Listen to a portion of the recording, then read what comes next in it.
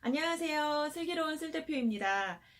제가 지난 11화 영상에서 계약서를 쓸 때 꼭 코드 받기를 써라 라고 얘기를 했었는데요. 오늘은 이 부분에 대해서 좀 더 구체적으로 얘기해 볼까 합니다.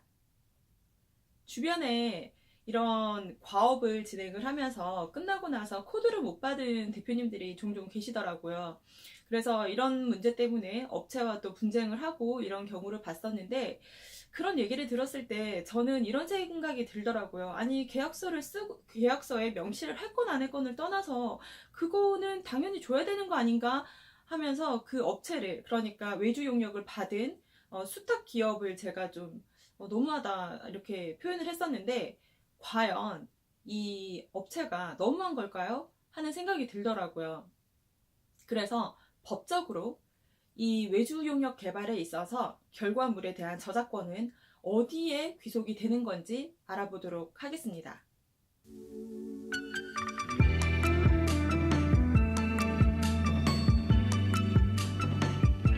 회사에서 어플리케이션을 개발한다고 가정을 했을 때 이것을 개발할 수 있는 방법은 두 가지가 있죠. 먼저 첫 번째는 내부 개발자를 고용을 해서 회사 내에서 자체적으로 개발하는 경우, 그리고 두 번째는 외주 용역을 줘서 다른 업체에서 수행하는 경우, 이렇게 두 가지가 있을 수가 있겠죠. 우리가 흔히 아는 케이스, A라는 업체가 있고 B라는 업체에 외주 용역을 줬을 때, 어플리케이션을 개발해 달라고 계약을 했을 때 생긴 이 어플리케이션의 코드값, 그리고 이 저작물에 대한 저작권은 이 수탁받은 기업이 가지고 있을까요? 아니면은 발주한 이 A라는 회사가 가지고 있을까요? 정답은 과연 무엇일까요?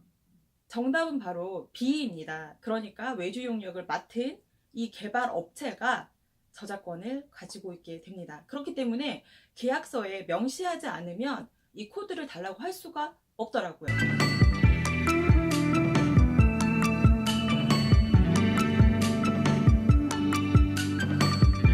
그렇다면 제가 그 전 회에 알려드린 것처럼 계약서에 업무가 끝나고 코드 받기를 할 수 있게끔 해달라 라고 하는 항목만 넣으면 될까요? 아니더라고요.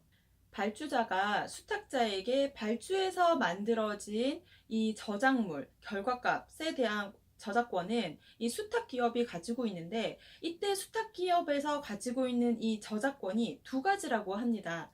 먼저 첫 번째는 저작 인격권이라고 하고요. 또 두 번째는 저작 재산권이라고 합니다. 이 저작 인격권에는 세 가지가 또 들어있어요.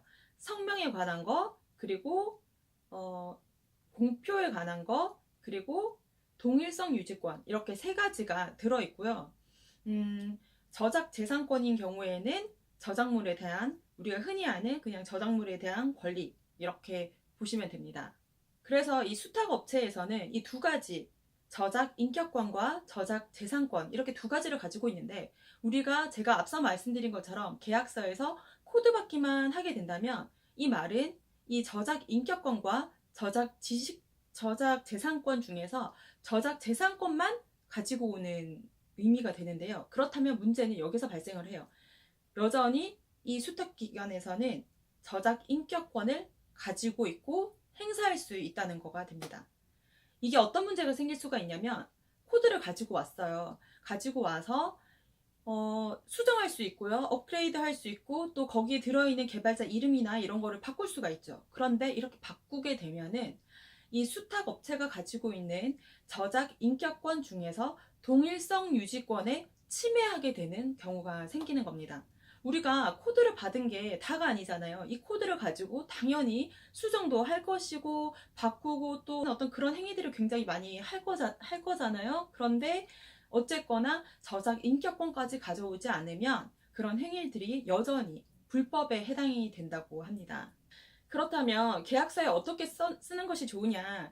명확하게 쓰기 위해서는 수탁기관에서, 수탁자 업체에서는 이 저작 인격권에 관해서 일절 권리를 행사하지 않겠습니다 라고 쓰면 명확하게 되는데,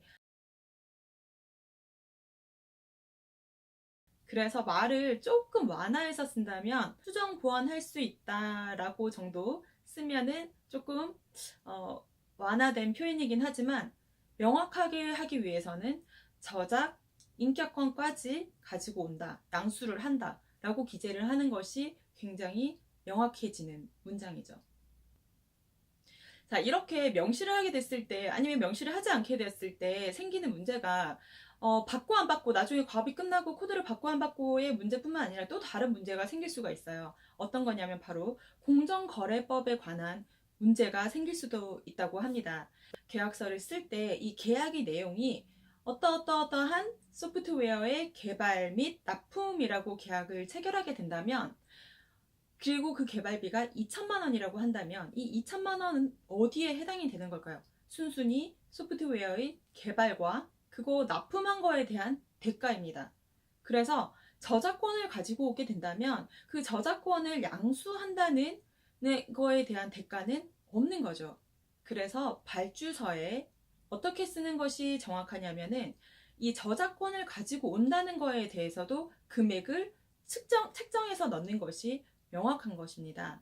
그래서 발주서 안에 소프트웨어를 개발하고 납품하고 그것에 해당하는 저작권, 두 가지의 저작권이죠. 저작 인격권, 저작 재산권까지 모두 양수한다 라고 쓰고 금액을 다 나누는 거죠. 개발 및 납품에 관한 금액, 대가 얼마, 그리고 이 권리를 가지고 오는 양수하는 거에 대한 대가 얼마, 이렇게 명시를 하는 것이 후에 공정거래법 위반에도 걸리지 않는 문제이기도 합니다.